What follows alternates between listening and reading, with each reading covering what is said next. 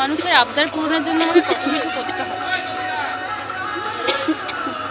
তাও কেউ দাম দেয় না।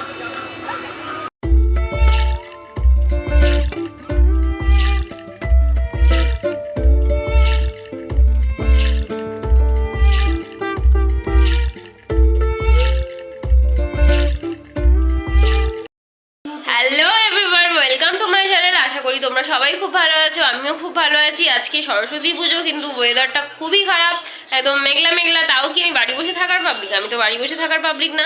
আজকেও আমি ঘুরতে যাব, তো চলো বেরোনো যাক। দেখো কোথায় ঘুরতে যাচ্ছি, দেখতে থাকো। তো এখনো আমার স্নান হয়নি, আমি এখন যাবো স্নান করতে, তারপর হবো রেডি, তারপরে চলে যাবো ঘুরতে। দেখতে থাকো।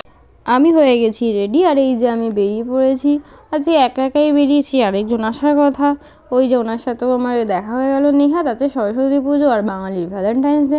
সত্যি কথা বলতে গেলে আমাদের দুজনের একজনকেও কেউ পাত্তা দিচ্ছে না, তার জন্য আমরা দুজনকে নিয়ে বেরিয়ে পড়েছি। মানুষের আবদার পূরণের জন্য আমাকে কত কিছু করতে হয়, তাও কেউ দাম দেয় না। ওনার প্রিয় জায়গা অন্নপূর্ণার ঘাট, মরে গেলে উনি অন্নপূর্ণার ঘাট ছাড়া আর অন্য কোথায় যেতেও পারে না। যাই হোক, এখানে এই মন্দিরটা খুব সুন্দর লাগলো, তাই ভিডিওতে এটাও একটু ক্যাপচার করে নিলাম। এবার ভাবার বিষয়টা হচ্ছে, আমাদের কেউ পাত্তা দিচ্ছে না নাকি আমরা কাউকে পাত্তা দিচ্ছি না।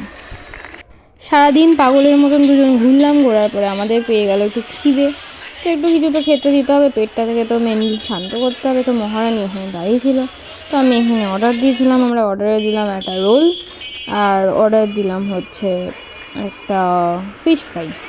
তো মহারানী খেলো। আমার যেহেতু বাইরের খাওয়াগুলো আমি একটুখানির জন্য বন্ধ করেছিলাম, তাও বন্ধ করতে পারিনি, মহারানী আমাকে জোরজবস্তি খাইয়ে দিল। এই যে মহারানী খাচ্ছে, রোল শেষ হয়ে গেছে, এখন সে খাচ্ছে ফিশ ফ্রাই। মানুষ খিদে পেলেই খায়, কিছু কিছু মানুষ আবার সারাদিন খায়। তুই কোন দলে পড়িস? আমি খিদে পেয়েছি দেখে খাই। ভালো। আমরা উঠে পড়েছি আমাদের পঙ্খিরাজে, মানে অটোতে।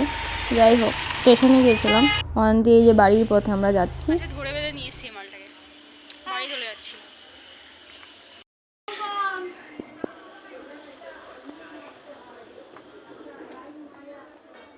বোনের চকলেটটা তো বোনকে দিয়ে দিলাম, কিন্তু বাড়িতে ঢুকে দেখি এখানে একটা অন্য কাণ্ড হচ্ছে। আমার বোনটা ভাই সাজছে।